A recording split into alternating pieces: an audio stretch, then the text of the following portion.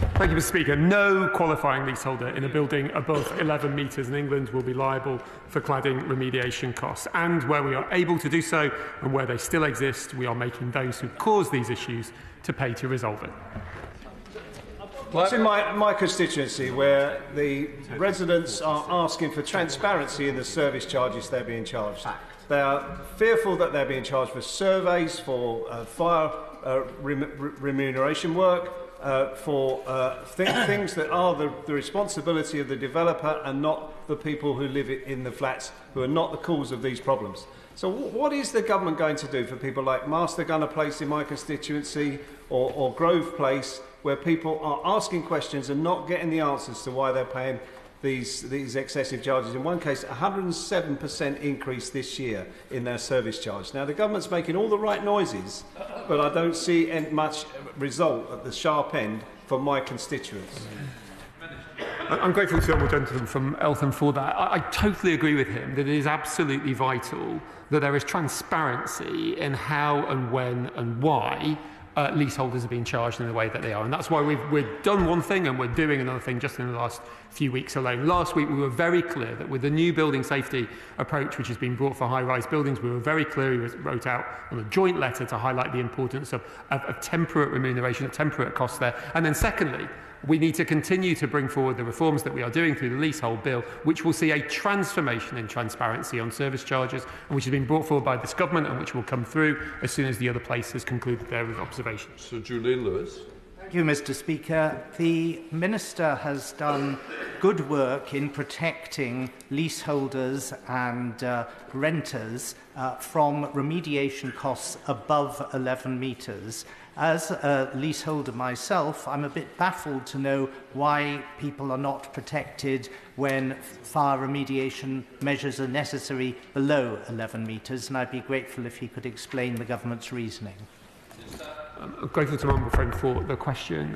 Back when the Building Safety Act was going through, which put in place this differentiation in 2022, we were very clear, and we asked from the floor of the House for any examples from colleagues of where there are potential issues below 11 metres. And if my honourable friend or any other member has an issue, I would very much be keen to hear from them. But the reality is that over the last 2 years nearly, we've only received 160 potential issues, and of those, less than one hand, you can count on less than one hand, has actually been a problem. We're working with each of those buildings, those 3 buildings, to make the progress that we need to do.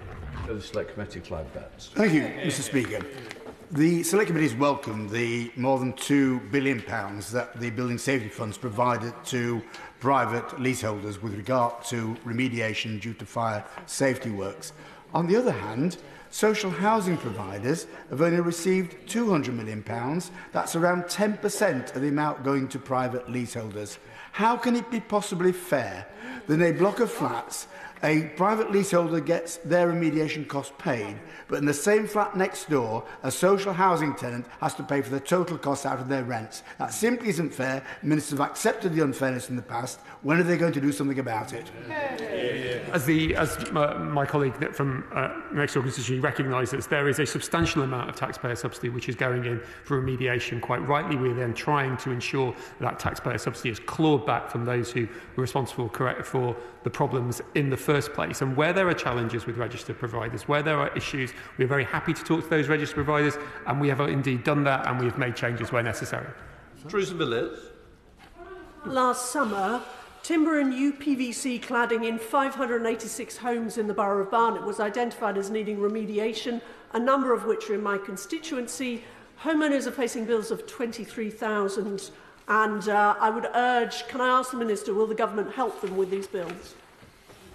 I'm grateful to my honourable friend from Chippenham Barnet for highlighting this important issue. It is one that is very much on our radar. It's one that we are working through. I only had meetings on it a few days ago and continue to do so. And perhaps I could update my honourable friend separately outside of this chamber with further information about our proposed approach.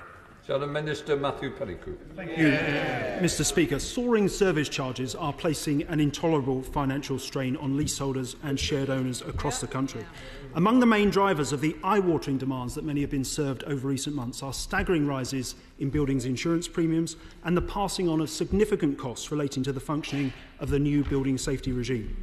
With many leaseholders being pushed to the very limits of what they can afford, does the government now accept that the service charge transparency provisions in the Leasehold and Freehold Reform Bill and pleading with freeholders to take a temperate approach are not enough, and that ministers should urgently explore what further measures could be included to better protect leaseholders from unreasonable charges and give them greater control over their buildings. Well, the honourable gentleman is aware that the substantial reform package that is coming forward sets out very clearly and very transparently the changes that are being brought in and what people are expected to pay. It could not be more clearer when the legislation comes in. It's one of the reasons why I want to get the legislation through as quickly as possible. But where there are issues, we are absolutely very keen to make sure that we look at those and make sure where we can we take action on them. But the leasehold bill is absolutely designed to improve transparency and reduce problems, and when it gets through this place and the other, I'm sure it will do that.